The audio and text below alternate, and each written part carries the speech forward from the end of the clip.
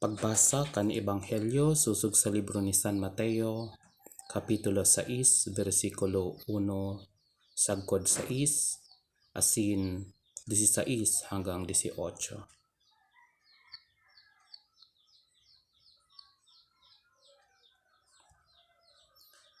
Magmaan kamo laban sa pagibo kan sa indong kasuriputan sa atubang nin mga tawo, para ipadayaw sa inda.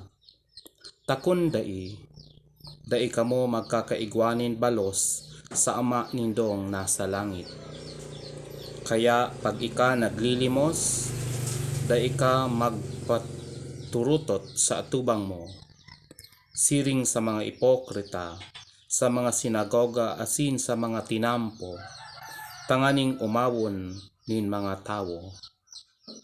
Amen, nagsasabi ako sa indo, nakamtan na ninda an sa indang balos. Ika ko naglilimos, dai makaaram an sa imong wala, kung ano ang ginigibo kan sa imong tu. Tanganing an sa imong limos, maginhilom, asin an ama mong naghihiling sa hilom, mabalos sa imo. Asin pag kamo mamibi, dai kamo magin siring sa mga ipokrita sa pagpapamibi. Mahilig sinda magtindog sa mga sinagoga, asin sa mga kanto kan mga plaza, sa pagpakitang tao. Amen, nagsasabi ako sa indo, nakamtan na ninda an sa indang balos. Ika pagpamibi, maglaog sa imong kwarto, asin maminto. Magpamibi ka sa ama mong yaon sa hilom, asin an ama mong naghihiling sa hilom, mabalos sa imo. Pag kamo mag-ayuno, dai kamo mag-arog sa mga ipokrita na nakamurusdot.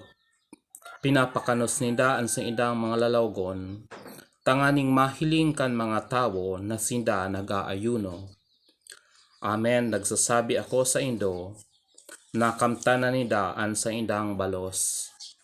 Ika sa pag-aayuno, lahidi an sa imong payo, asin maglabar ka.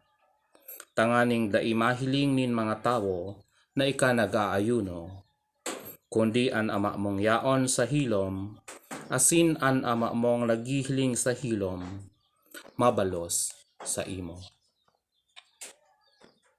Marahay na bareta nin kagurangnan.